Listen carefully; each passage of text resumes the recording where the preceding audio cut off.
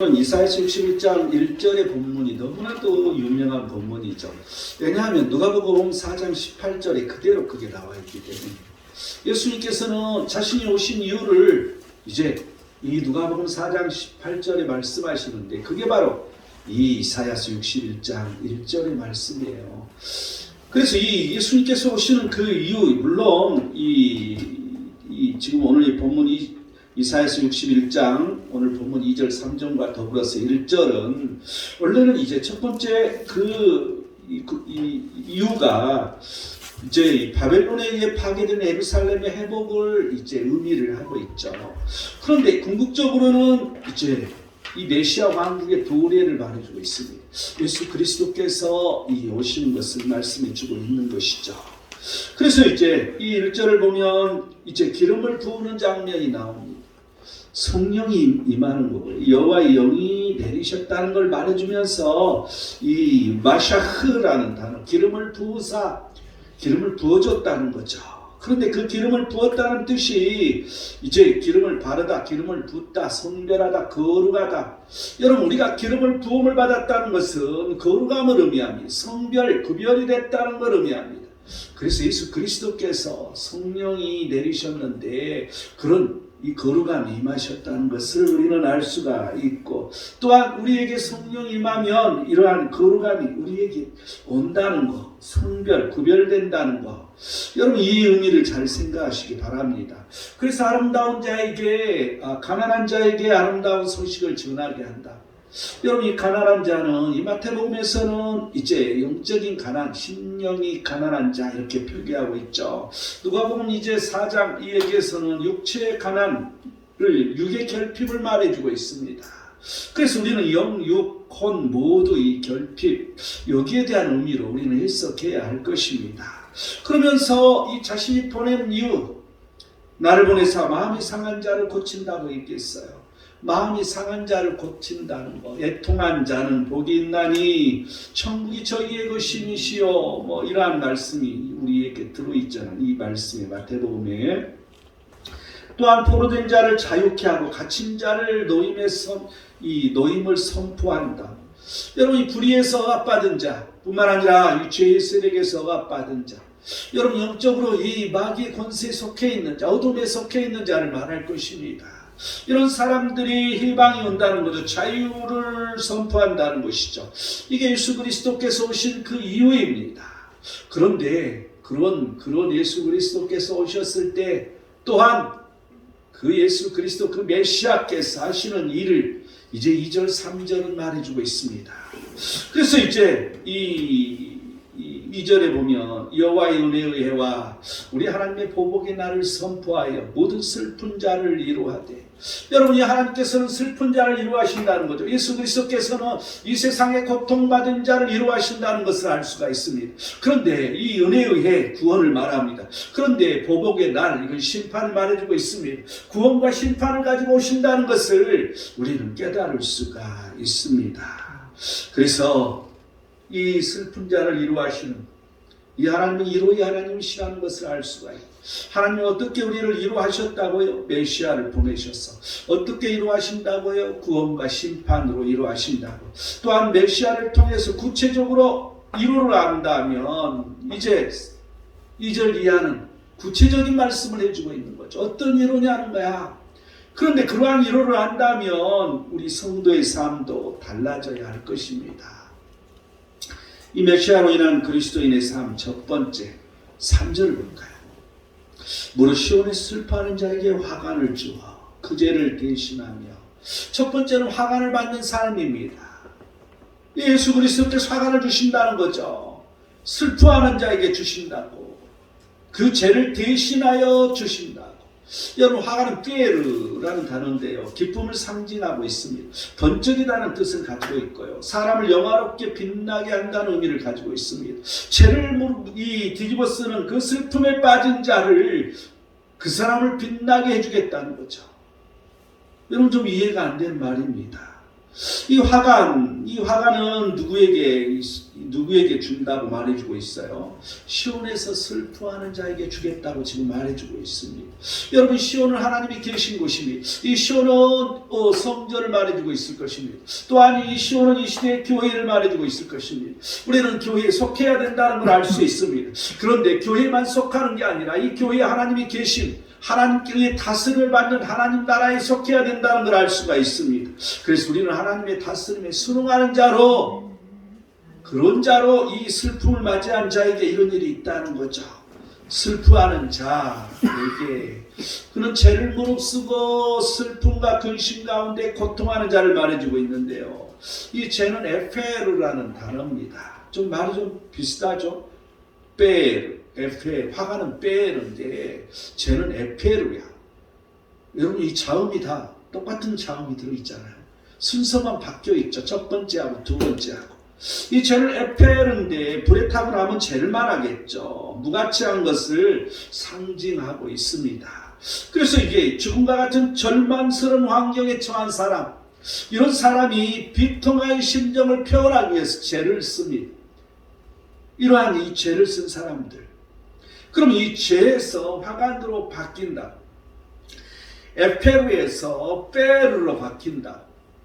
이건 아주 극적인 이 장면인데, 이 극적인 이러한 것을 돋보이게 하기 위해서 이 단어, 동일한 단어를 사용하고 있는 것을 볼 수가 있습니다. 이 시온에서 슬퍼하는 자의 죄를 대신하여서 화관을 씌워주시겠다고. 시편 30편 11편 내가 항상 좋아하는 그런 구절입니다. 주께서 나의 슬픔이 변하여 춤이 되게 하신다. 여러분, 슬픔이 어떻게 춤이 될 수 있어요? 그죠? 그런데 그렇게 해주신다는 거죠. 나의 베옷을 벗기고 기쁨으로 띠띠우셨다고. 여러분, 이 베옷, 금식할 때 입는 그 내 몸을 괴롭히는 베옷, 나를 그 괴로움에서 어떻게 하겠다고? 기쁨으로 띠를 띠우시겠다. 여러분, 이런 일이 있냐는 거죠. 여러분, 있을까요? 없을까요? 있어요. 사무엘하 13장 19절을 보면 다말이 죄를 자기의 머리에 덮어쓰고 채색 옷을 찢고 울부짖는 장면이 나옵니다. 그는 죄를 자기의 머리에 덮었어. 이 자기 이복, 이 오빠에게 강간을 당하는 일이 일어난 거죠. 그런데 이후에 그 강간을 당하게 했던 암논은 죽임을 당합니다. 또 에스더 4장 1절을 보면 모르드게가 나오는데, 모르드게가 이 모든 일을 알고 이 자기 민족들이 모두 죽임을 당한, 전멸당할 수 있는 그런 공고문이 전 지역에 이제 붙어 있는 걸 그걸 알고, 그는 이 모르드게, 그는 죄를 뒤집어 쓰고, 그리고 굵은 베옷을 입고 옷을 찢고 대성통곡을 하게 됩니다. 이 성중에 나가서 죄를 뒤집어 썼죠. 그런데 그 결과가 나중에 어떻게 됐어요? 예수께서 8장 15절은 모르드게가 푸르고 흰 조복을 입고 큰 금관을 쓰고, 금관을 씌워주시는 그 하나님. 여러분, 이 모르드게가 이 과거에, 그 전에 이제 이 모반하는 자들을 이 왕에게 말해줘서, 그래서 이 모반한 자를 잡았는데 그 상을 주지 않았던 거죠. 그런데 어느 날 왕이 이제 잠이 알아서 뭔가를 이렇게 과거 기록을 살펴보다가 이런 사람이 있었어. 그래서 얘가 누구야? 이 사람이 누구야? 이런 사람 어떻게 하면 좋겠지? 그러면서 그 큰 간을 씌워주시는 그 하나님, 여러분, 이렇게 바꿔주시는 하나님이에요. 욥기 2장 8절을 보면 욥이 제 가운데 앉아서 질그릇 조각을 가져다가 몸을 긋고 있더니, 여러분, 욥은 전 재산을 날렸습니다. 이 자식들도 모두 죽었습니다. 너무나도 고통에 빠졌던 거죠. 그래서 그는 제 가운데 앉아서 질그릇 조각을 가져다가 몸을 긋고 있어서 병이 들어서 이 몸을 긋지 않으면 견딜 수 없는 이런 고통 속에서 그는 병든 그 몸을 긋고 있었던 그 장면, 제 가운데 앉아 있었죠. 그는 끝까지 그 하나님을 섬기고 따라가는 이 지조를 지켜서 그는 2배의 재산을 얻은 것을 볼 수 있고요. 또한 그 자녀들을 모두 얻은 것을 볼 수 있고, 그리고 장수한 삶을 사는 그 결과를 우리는 볼 수가 있습니다. 이처럼 이 죄를 대신해서 화관으로 바꾸시는 그 하나님을 우리는 믿어야 된다는 거죠. 이걸 믿는 자와 믿지 않는 자는 너무나도 큰 사례가 이 생각이, 삶이 달라질 수가 있습니다. 여러분, 이 관은 어떤 의미가 있을 것인가? 관은 영화로운 면류관, 하나님 이사야서 28장 5절은 말해주고 있습니다. 또한 이사야서 61장 10절은 이제 이 신랑이 사모를 쓴다고, 이 사모, 이 화관, 이 똑같은 단어를 쓰고 있어요. 여러분, 신랑 대신 예수님이 오시잖아요. 그런데 신부가 자기 보석을 단장함과 같이, 여러분, 이 자기 보석을 단장하는 것, 여러분, 이것은 구원의 겉옷을 더하시는 것이라고 말해주고 있습니다.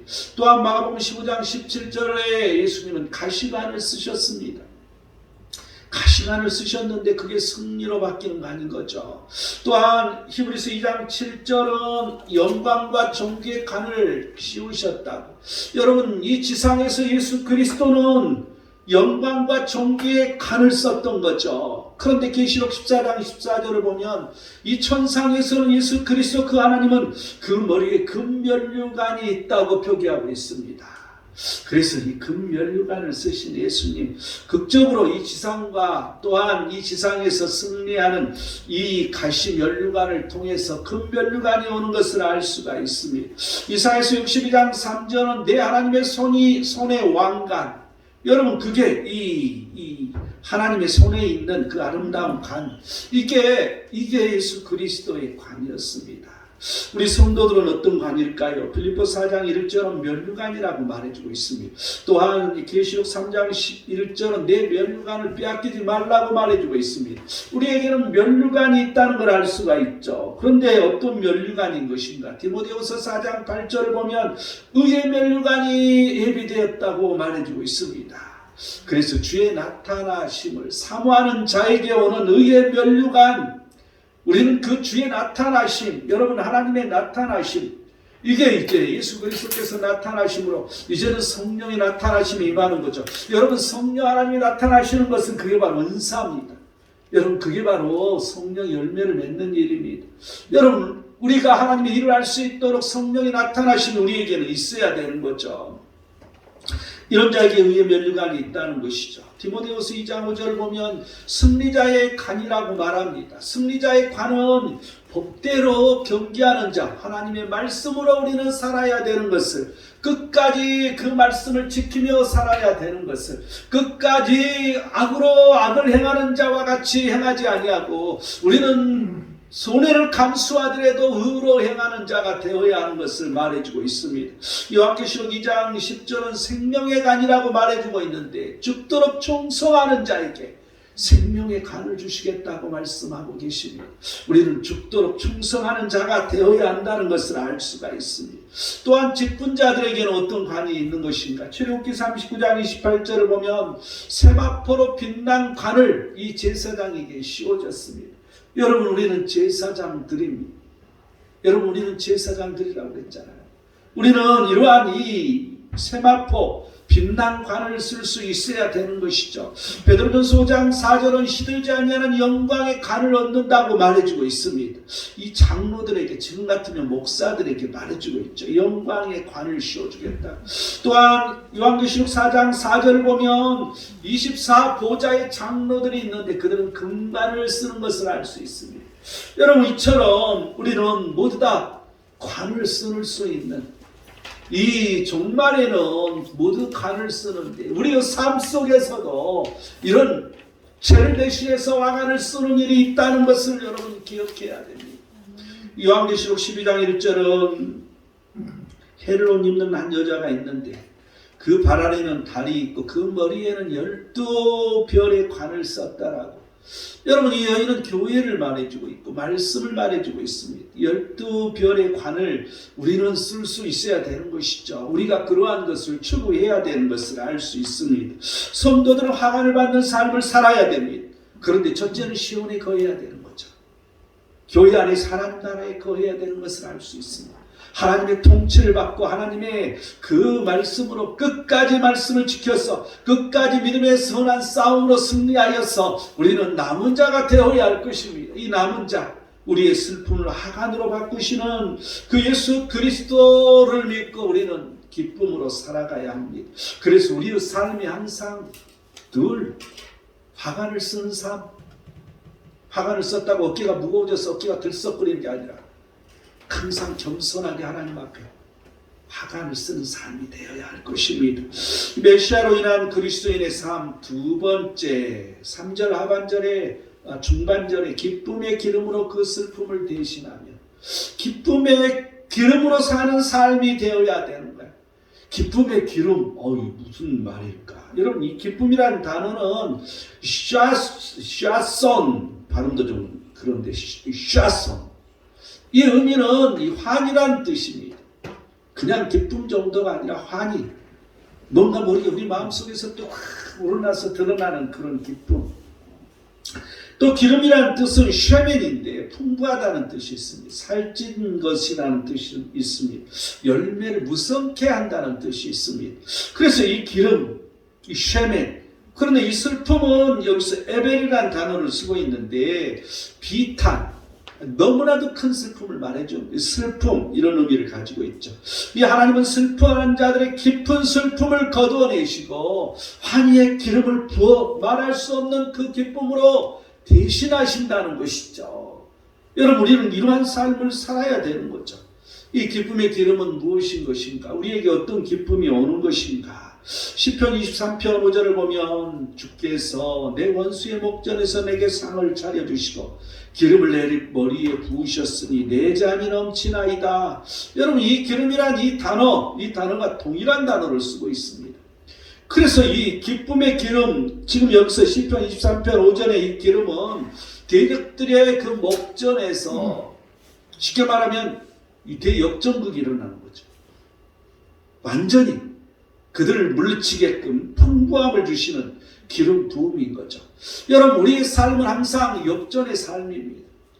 그냥 한순간 우리가 생각만 해도 역전이 이루어진 게 아니라 우리가 인내하고 끝까지 그 하나님을 바라보고 끝까지 그 하나님 안에 거하여 살아갈 때 대역전을 주시는 하나님, 우리를 힘들게 하고 우리를 괴롭히고 우리를 어렵게 하고 그런 자들 앞에서 보란듯이 우리는 승리하는, 부를 누릴 수 있는, 풍요로움을 누릴 수 있는 그런 사람으로 만들어주시는 게 하나님이라는 것입니다. 시편 45편 7절을 보면 즐거움의 기름을 왕에게 부어 왕의 동료보다 뛰어나게 하셨나이다.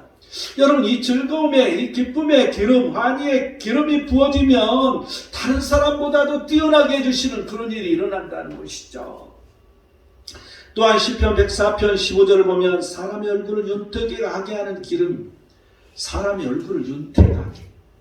오늘 윤택해, 여러분 얼굴 윤택합니까? 항상 기쁨이 차고 넘치고 건강한 얼굴, 영과 홍과 육이 모두 강건하는 것을 말해줄 것입니다. 여러분, 이러한 이 기쁨의 기름이 부어져야 된다는 거죠. 여러분, 그냥 우리가 맨날 그냥 인상 쓰고 맨날 나 죽겠어 하고 기도할 때도 맨날 그냥 다 죽는 신용만 하고 이런 게 아니라 기쁨으로 하나님 앞에 영광 돌리는 기도를 하면서 나를 구해야 되는 거죠. 항상 우리는 그 환희에 넘치는 그러한 모습으로 예배를 드리고 그러한 모습으로 기도를 하고 그러한 모습으로 우리가 찬양을 해야 된다는 것입니다. 이러하면서 나를 구해야 되는 것이죠. 여러분, 항상 우리에게 이 얼굴을 윤택하게 하는 그 기름이 충만하기를 축원드립니다. 전도서 9장 8절을 보면 내 머리에 향기름을 그치지 아니하도록 하라고. 여러분, 우리에게 기름 부음이 임하면 그 기름이 향이 나야 되는 것이죠. 여러분, 내가 하나님에게 복 받는다고 복 받았다고 나만 땡 하고 끝나는 게 아니라 항상 그 향이 드러나야 되는 거야. 여러분, 우리가 하나님에게 복을 받았으면 복 받았다는 것을 간증할 수가 있어야 돼요. 하나님은 누구시라고 나는 늘 신앙 고백을 해야 되는 것이고, 나는 하나님을 통해서 이렇게 됐기 때문에 너희들도 한번 이렇게 해보라고, 믿지 않는 자들에게 복음을 증거할 수 있는 그런 향기로운 기름을 낼 수 있어야 할 것입니다. 여러분, 우리는 늘 이러한 기쁨의 기름 부음으로 살아가야 됩니다. 여러분, 그리스도인의 삶은 이러한 환희의 기름 부음이 있어야 된다는 거죠. 여러분 우리가 성령의 기름 부음 이렇게 얘기를 하는데 오늘 이렇게 오늘 본문의 말씀에서 이 근원이 나오는 거거든요. 예수님께서 성령이 내려오셔서 그리고 여호와께서 기름을 부으셨어요. 여러분 우리에게 성령이 우리에게 임하시면 이제 그 예수 그리스도 그 하나님께서 우리에게 기름 부음을 주시는 거죠. 이런 의미로 해석할 수 있는 거죠. 여기에 가까운 말이라고 우리는 말할 수 있는 것이죠. 우리는 늘 그 성령 하나님께서 임하심으로 말미암아 그 기름 부음을 받아야 되는데 그 기름 부음이 기쁨의 기름 부음. 여러분 우리가 성령 충만할 때 우리 마음이 평강히 하나님께서 우리에게 강하게 우리를 다스리십니다. 그래서 우리는 늘 이런 성령 충만으로 살아가는 이 기름 부음이 있어야 되는 것을 알 수 있습니다. 여러분 어떻게 하나님의 기쁨의 기름을 우리는 받을 수 있는 것인가? 우리에게 어떻게 기쁨이 오는 것인가를 우리가 보면 요한복음 17장 13절을 보면 내가 이 세상에서 이 말을 하옵는 것은 이제 예수님께서 말씀하시죠. 그들로 내 기쁨을 그들 안에 충만하게 가지려 함이라. 여러분 이 말씀을 통해서 예수님의 기쁨을 얻게 한다는 걸 알 수 있습니다. 또한 누가복음 10장 21절을 보면 예수께서 성령으로 기뻐하시며 여러분 이 예수님께서 성령으로 기뻐하셨던 것처럼 우리 또한 이 성령으로 기쁨이 충만해야 되는 것을 기억해야 됩니다. 요한일서 1장 3절에 4절을 보면 우리가 보고 들은 바를 너희에게 전함은 우리의 기쁨이 충만하게 하려 함이라고 말해주고 있습니다. 여러분 우리가 복음을 전함으로 기쁨이 충만해야 됩니다. 항상 우리가 복음을 전함으로 우리에게 결실이 있을 때는 늘 기쁨이 충만할 뿐만 아니라 우리에게 결실이 없다 할지라도 우리가 열심히 기도하기 때문에 그 성령이 충만해서 우리에게 기쁨이 차고 넘친 것을 알아야 됩니다. 시편 66편 11절은 주의 앞에는 충만한 기쁨이 있다고 고백합니다. 여러분 항상 하나님 앞에 있을 때 충만한 기쁨이 있어야 되는 거예요. 여러분 하나님 앞에 깊이 빠졌을 때 오늘 이 예배는 순간 하나님 앞에 깊이 들어가 있을 때 우리에게 기쁨이 있다는 것이죠. 우리는 늘 그 하나님 앞에 나가야 됩니다. 베드로전서 1장 8절 9절을 보면 이제도 보지 못하나 믿고 말할 수 없는 영광스러운 즐거움으로 기뻐함. 여러분 우리가 그 예수님을 볼 수 없지만 보지 아니하고 믿는 믿음의 그 기쁨은 더 충만하다는 것이죠. 우리는 이러한 믿음을 통해서 구원의 기쁨이 온다는 이 사실을 여러분 기억하시기 바랍니다. 요한복음 15장 10절에 11절은 너희도 내 계명을 지키면 내 사랑 안에 거하리라. 그러면서 이렇게 말합니다. 내 기쁨이 너희 안에 있어 너희 기쁨을 충만하게 하려 함이니라. 내 기쁨이 너희 안에 있어. 예수 그리스도의 기쁨이 너희 안에 있어. 우리 안에 있어. 우리의 기쁨을 충만하게 하려 하는 거라. 여러분 항상 우리가 그리스도 안에 거해야 되는 것입니다. 그리스도의 기쁨이 우리 안에 있게 된다는 것을 우리는 알 수가 있습니다. 이사야서 51장 11절을 보면 이제 영원한 기쁨이 그들의 머리에 있고 그들이 시온으로 돌아와서 노래를 할 때를 말해주고 있습니다. 즐거움과 기쁨을 얻으리니 슬픔과 탄식이 달아나리이다. 하나님께 우리가 항상 돌아옴이 있어야 됩니다. 항상 우리는 하나님께 돌아가야 됩니다. 항상 하나님 앞에 우리가 있지만은 우리 죄에서 돌이켜서 하나님 앞에 돌아가야 됩니다. 여러분 우리가 세상에 빠져 있으면 이 세상에서 돌이켜서 우리는 하나님 앞에 돌아가야 됩니다. 이 세상의 풍조에서 우리는 돌이켜서 하나님의 말씀에 깊이 빠져야 되는 것을 여러분 기억하시기 바랍니다. 그러할 때 기쁨이 있다는 거죠. 여러분 이 성도는 우리가 어떤 기름을 부음을 받아야 할까? 이런 기쁨의 차원을 넘어서 어떤 기름 부음이 있어야 할 것인가? 고린도후서 1장 21절은 하나님이 부어주시는 기름을 말해주고 있습니다. 하나님이 우리에게 기름 부음이 있어야 된다는 것이죠. 또한 요한일서 2장 20절을 보면 진리를 아는 기름 부음, 거룩하신 자에게서 기름 부음을 받고 모든 것을 아느니라. 여러분 이게 무슨 말이냐면요. 이 적그리스도를 구별하는 진리를 알아야 적그리스도를 구별한다는 거죠. 그런데 거룩하신 자에게서 기름 부음을 받고 여러분이 또 뒤에 나오기 때문에 이 부분은 더 설명을 하겠습니다. 히브리서 1장 9절은 주의 하나님의 즐거움의 기름을 주께 부어 주를 동료들보다 뛰어나게 하셨도다. 이게 이제 이 이사야서에 나오는 이러한 말씀이었잖아요. 우리는 항상 이런 즐거움에 이 환희의 기름 부음이 우리에게 있어야 된다는 거죠. 요한일서 2장 27절을 보면 이제 요한일서 2장 20절 진리하는 기름 부음이라고 그랬는데, 자 이게 여기서 우리가 한번 생각해 볼 게 있어요. 너희는 주께 받은 바 기름 부음이 너희 안에 거하나니 아무도 너희를 가르칠 필요가 없고 오직 그의 기름 부음이 모든 것을 너희에게 가르치며 또 참되고 거짓이 없으니 너희를 가르친 신 그대로 주 안에 거하라. 이런 말씀이 좀 이상하지 않아요? 아무도 가르칠 필요가 없다. 그리고 주께 받은 바 기름 부음이 너희 안에 거한다. 그 기름 부음이 주께 받은 바 기름 부음, 언뜻 생각하면 내가 하나님 앞에 1대1로 이렇게 상대해서 하나님 앞에 그냥 모든 걸 받아야 되는 것처럼 느껴지는, 여러분 이 영지주의자잖아요. 여러분 그런데 이 말을 한번 잘 우리가 들여다봐요. 우리는 항상 성경을 볼 때 어느 한 구절을 보면 절대 안 됩니다. 앞뒤 구절을 같이 봐야 됩니다. 그래야 그 의미를 정확히 알 수 있어.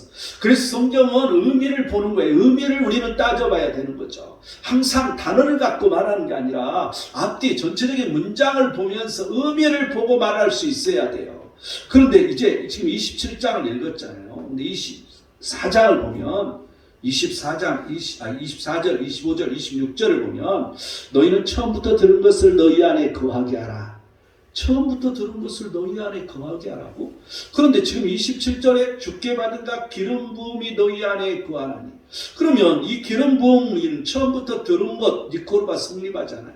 너희 안에 거하게 하라는 거죠. 처음부터 들은 것이 너희 안에 거하면 너희가 아들과 아버지 안에 거하느니라고. 아 그럼 뭐야, 이게 말씀을 의미하네. 그런데 그 말씀이 처음부터 들은 거야. 그런데 계속 25절 26절을 보면 이게 영원한 생명이라고 말해주면서 너희를 미혹한 자들에 관하여 내가 이것을 너희에게 썼노라. 그러면서 27절을 말하는 거예요. 미혹하는 자들, 그들에게 가르침을 받을 필요가 없다는 거죠. 이 의미를 우리는 분명하게 잘 생각해야 봐야 됩니다. 로마서 10장 16, 17절을 보면요, 이사야가 이르되 주여 우리가 전할 것을 누가 믿었나이까? 전해주는 사람이 있어야 되는 것을 알 수 있죠. 전했는데 누가 믿지도 않는다는 거야. 이사야 선지자가 지금 말하고 있어요. 이 사도 바울이 이사야 선지자의 말을 이렇게 들어서 설명하죠. 그러면서 그러므로 믿음은 들음에서 나며 들음은 그리스도의 말씀으로 말미암았느니라. 그래서 그리스도의 말씀, 여러분 왜 우리는 이 성경 말씀을 공부해야 된다고 말하고 우리는 늘 들어야 된다고 말하는 것인가? 그런데 하나님 앞에 직통 계시로 내가 받아야 하는 게 아니라 들어야 된다고 말해주고 있어요. 그런데 그 들어야 된다는 것은 그리스도에게 들어야 되는 걸 말해주고 있어요. 여러분 이 말씀은 그리스도의 말씀, 그리스도께서 하신 말씀, 그래서 우리는 그리스도에게 들어야 되는 거야. 그런데 그게 이 선지자를 통해서 또한 그리스도를 통해서 말씀으로 기록되어 있는 것이죠. 그래서 이건 지금 말씀을 말해주고 있는 건데, 처음부터 들은 것이라는 것은 처음부터 들은 것, 그리스도에게 들은 걸 말해주고 있고요. 그러면 이 교회는 사도 위에, 그래서 사도의 신앙 고백 위에 교회가 세워졌다고 말한 이유가, 이 사도는 예수님의 제자면서 예수님에게 직접 들은 사람들이잖아요. 그 말씀이 계속 전수해서 온다는 의미를 가지고 있는 거죠. 우리는 이 의미를 잘 생각해 봐야 됩니다. 그렇지 않으면 영지주의자들이 돼서 나 혼자 직통으로 하나님 앞에 다 붙는 거야. 이런 착각할 수 있다는 것을 여러분 알아야 됩니다. 이 말씀에 대해서 늘 이런 지금 이단 부류들이 있기 때문에 내가 지금 기왕 설명한 김에 오늘 이 본문이 나와서 설명을 하는 것입니다. 또한 베드로전서 4장 14절은 그리스도의 이름으로 치욕을 당하면 복 있는 자라고, 영광의 영, 곧 하나님의 영이 너희 위에 계십니다. 여러분 우리가 그리스도의 이름 때문에, 그리스도 때문에 치욕을 당한 일이 있을 때 그때 성령이 우리에게 임한다는 걸 지금 말해주고 있어요. 여러분 항상 우리는 그리스도의 이름으로 치욕을 당할 때는 오히려 복이 있다고 생각하고 기쁨을 가져야 되는 것을 여러분은 알 수가 있습니다. 우리는 그래서 늘 그리스도의 그 복음을 들고 우리는 이 세상 땅 끝까지 나가는 이 교회에서부터 시작해서 교회 밖으로 그리고 이 세상 땅 끝까지 나가야 되는 것을 알 수 있습니다. 이 성도들은 그래서 교회 안에 살아야 됩니다. 그런데 교회 안에 산다고 다 되는 것이 아니라 철저히 하나님의 통치를 받고 말씀에 순종하며 살아야 된다는 거죠. 평소에 하나님의 다스림 속에 살아야 된다는 것을 말해주고 있습니다. 주의 성수도 잘할 뿐더러 우리가 늘 하루하루의 삶이 기도와 찬양 속에 살아야 되는 것을 알 수가 있고요. 하나님의 일도 열심히 해야 되는 것을 우리는 생각나게 하고요. 전도도 선교도 열심히 해야 되는 걸 생각나게 하고요. 이런 삶 속에서 어떤 위기에서도 죄를 둘러쓰고 하나님 앞에 나가면 우리에게 극적인 반전이 있음을 알아야 됩니다. 그래서 근심 없이 살아가야 되는 것입니다. 기쁨의 기름 부으심을 받고 살아가야 되는 것입니다. 어떤 분이 내게 전화와서 이런 말씀을 하십니다. 지금 우리가 이렇게 어렵다고 하지만 지금 우리가 전도하고 말씀을 증거하면 더 잘 뜯는 거라. 그래서 무슨 뜻으로 그렇게 말했는지는 모르겠는데 자기가 해보니까 그렇더라. 그래서 우리는 전도해야 된다. 이렇게 말하더라. 또한 그뿐만 아니라 지금 우리는 이제 선교를 선포하고 있습니다. 그런데 이때 이 어려운 때 무슨 선포냐고. 여러분 입을 삐죽거리고 비난하는 사람도 있을 것입니다. 그런데 우리는 늘 기쁨의 기름 부으심으로 우리는 늘 반전의 하나님, 우리가 지금 되지 않고 뭔가 안 되는 것 같고 우리 길을 늘 막아서 좀 힘든 것 같지만 반전의 하나님을 우리는 바라보면서 이 기쁨의 기름 부으심을 받고 우리는 선교를 해야 할 것입니다. 기쁨의 기름 부으심을 받고 우리는 끊임없이 입술을 열어 전도해야 할 것입니다. 여러분 이러한 것을 우리는 늘 가슴에 새기고 항상 기쁨이 넘치면서 그 기름 부음을 통해 살아가는 극적인 반전이 매일매일 일어나기를 원합니다. 모두 다 우리는 예배드리는 것으로 또한 그리스도를 믿는 것으로 어려움을 당할 수가 있습니다. 또한 지금 이 팬데믹 시대에 그런 일이 실제 일어나고 있습니다. 그러한 속에 있는 우리 모든 사람들은 이 기쁨의 기름 부으심으로 우리는 반전의 역사를 이루며 살아가기를 원합니다. 이 메시아로 인한 그리스도의 삶 마지막 세 번째 이제 3장 하반절을 보니까 찬송의 옷으로 그 근심을 대신하고 세 번째는 찬송의 옷을 입은 삶입니다. 여러분 이 찬송이라는 것은 테일라라는 이 단어인데 이 구원받는 자가 여호와께 기쁨으로 신앙 고백하는 찬양을 나타내고 있습니다. 여러분 우리가 찬양하는 것은 신앙 고백이 우선인 거예요. 항상 우리가 찬양하는 게 그냥 찬양하는 게 아니라 신앙 고백하는 거라는 거죠. 이게 첫 번째라는 거죠. 이 찬송의 옷이라는 것은 구원에 대한 기쁨의 노래를 뜻하고 있습니다. 그런데 여기서 근심, 루아, 케하라는 단어를 쓰고 있는데 루아는 이 영혼, 마음, 심령 때로는 이 성령을 나타낼 때 루아라는 단어를 쓰죠. 이 케하는 어두운, 흐릿한, 차차 어두침침하게 되다 이런 뜻을 가지고 있어요. 지금 이 루아 케하라, 이 케하라는 단어 이걸 이 근심이라고 표현하고 있는데 어두침침한 영혼, 어두침침한 심령 이렇게 말할 수가 있어요. 우리 심령이 어두침침해졌을 때 여러분 이 팬데믹 시대에 우리 심령이 어두침침할 때가 많이 있습니다. 그런데 차차 어두침침하게 된다는 거죠. 한 번 어둠에 있는 것이 아니라 점점 어둠으로 빠지는 거야. 여러분 이게 대표적으로 이 단어가 사용된 게 누구냐면 엘리 제사장입니다. 이 엘리 제사장이 눈이 차츰 어두워졌다는 이 단어가 이 케아라는 단어를 쓰고 있습니다. 그래서 그 집안이 모두 망하는 거죠. 이 제사장의 이 집안에서 모두 대가 끊어져 버리고 망해버리는 집안으로 바뀌는 걸 볼 수가 있습니다. 여러분 우리의 영혼은 우리의 심령은 이렇게 어두침침한 점점 어두워지는 영혼이 되도록 놔둬서는 안 된다는 걸 볼 수 있습니다. 이럴 때일수록 더 움직여야 됩니다. 이럴 때일수록 더 활동을 해야 됩니다. 이럴 때일수록 기쁨의 기름 부으심을 우리는 믿고 그 기름 부음을 받고 우리가 전도하고 선교하고 뿐만 아니라 우리가 예배를 부단히 하고 우리가 모여서 기도하기를 더 부단히 하고 우리가 늘 하나님을 찬양하는 걸 더 부단히 하는 이러한 게 필요하다는 것입니다. 우리는 왜 찬송을 해야 할까요? 이 찬송으로 근심을 어두운 심령을 대신하게 하신다고 지금 오늘 본문 말해주고 있잖아요. 예수님께서 이 근심, 이 어두침침한 우리의 심령을 찬송으로 대신한다는 거야. 여러분, 그래서 우리가 이때 찬송을 부를 때입니다. 이때 우리는 늘 찬송을 부르면서 살아가야 됩니다. 이때 우리가 늘 찬송을 할 때 그 찬송이 그 하나님 앞에 내 신앙 고백의 찬송이 될 때 여러분, 그 하나님께서 나를 바꿔주는 역사가 일어난다는 것이죠. 내 심령이 뒤집히는 역사가 일어난다는 거죠. 내 심령이 더 기쁨으로 충만하는 이런 기쁨의 기름 부음 받음이 일어난다는 것이죠. 이사야 42장 8절을 보면 나는 내 영광을 다른 자에게 내 찬송을 우상에게 주지 아니하리라고.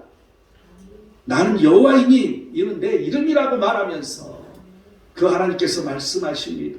여러분, 찬송을 우상에게 줄 수는 없습니다.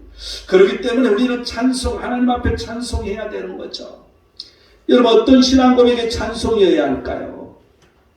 신명기 15장 11절을 보면 여호와여 신중에 주와 같은 자가 누구니까? 주와 같이 거룩함으로 영광스러우며 찬송할 만한 위엄이 있으며 기이한 일을 행한 자가 누구이까? 여러분, 이런 신앙 고백이 있어야 된다는 거죠. 심중에 하나님 같은 자, 하나님 외에는 없습니다. 주와 같이 거룩함으로 영광스럽다고 우리는 그 하나님 앞에 고백해야 돼요. 찬송할 만한 그러한 위엄이 있으신 그 하나님, 기이한 일을 행하시는 하나님이라고 우리는 고백함이 있어야 된다는 거죠. 신명기 10장 21절을 보면 그는 찬송이시오 내 하나님이시라 내 눈으로 본 이같이 크고 두려운 일을 너를 위하여 행하셨느니라. 여러분, 우리는 늘 그 하나님은 찬송이시라고, 하나님은 크고 두려운 일을 나를 위해서 행하셨다고 고백하는 이런 신앙 고백이 있어야 될 것입니다. 또한 역대상 16장 36절을 보면 하나님을 영원부터 영원까지 송축할지로다 하며 모든 백성이 아멘 하고 여호와를 찬양하였다. 여러분, 우리가 하나님을 영원부터 영원까지 송축하겠다고 우리는 신앙 고백하면서 우리는 서로 아멘으로 하다 보면서 찬양해야 할 것입니다. 느헤미야서 12장 46절을 보면 하나님께 찬송하는 노래와 감사하는 노래를 하였다. 그런데 지도자가 있어서 같이 했다고. 하나님께 찬송하는 노래와 감사하는 노래, 우리는 이러한 노래를 불러야 할 것입니다. 여러분, 이 천상의 찬송은 어떤 것일까? 우리는 이제 하나님 나라에 가면 이 천상에서 하는 찬송을 계속 부를 터인데 그게 무엇일까? 여러분, 우리 기도문에 그게 들어있습니다. 여러분, 우리 창대교회 기도문 중에 이 하나님께 영광 돌리는 그 영광의 기도가 있어요. 거기에 보면 제일 뒷부분이 전부 찬송의 이 천상에서 찬송하는 부분입니다. 요한계시록 7장 9절에 14절을 보면 이제 아무도 능히 셀 수 없는 큰 무리가 나와 흰옷을 입고 종려가지를 들고 보좌 앞과 어린 양 앞에서 크게 소리쳐서 말했다고 말합니다. 구원하심이 보좌에 앉으신 우리 하나님과 어린 양에게 있도다. 구원하심이 보좌에 앉으신, 이렇게 나가죠. 그 모든 게 하나님 어린 양에게 있도다라고. 그리고 또한 이 경배하는 얼굴을 대고 엎드려서 이 경배하는 장면이 나옵니다. 아멘. 찬송과 영광과 지혜와 감사와 존귀와 권능과 힘이 우리 하나님께 세세토록 있을지어다. 여러분, 이 하나님을 높이며 하나님을 찬양하는 그러한 노래, 여러분, 이게 우리에게는 필요한 것입니다. 우리는 늘 하나님을 찬양함으로 이러한 어려운 이 때에 모든 것들을 극복하기를 원합니다. 그 하나님께서 우리가 그 찬양 속에 그 하나님을 높이며 찬양할 때 하나님께서 함께해 주시는 것을 우리는 느낄 수밖에 없을 것입니다. 그 이유는 하나님께서 그 근심을 대신하여 찬송의 옷을 입겠다고 말씀해 주고 계시기 때문에 우리에게 약속하신 그 약속이 우리에게 충만할 것을 믿습니다. 결론을 맺겠습니다. 3장 이제 하반절 말씀을 보면 그들이 의의 나무 곧 여호와께서 심으신 그 영광을 나타낼지라 일컬음을 받게 하려 하심이라. 여러분, 하나님께서 우리에게 먼저 은혜를 베푸신 이유가 무엇일까요? 그것은 우리가 의롭게 행하여 그분의 영광을 나타내기 위함이라는 것입니다. 그렇기 때문에 우리는 그분에게 합당한 삶을 살아야 된다는 거죠. 그게 바로 의에 나누고, 그게 바로 그 영광을, 그 여호와께서 심으신 그 영광을 나타낼 우리 자신이 되어야 된다는 것입니다. 여러분이 그 영광이 이 땅에서 나타나야 할 것이고, 우리를 통해서.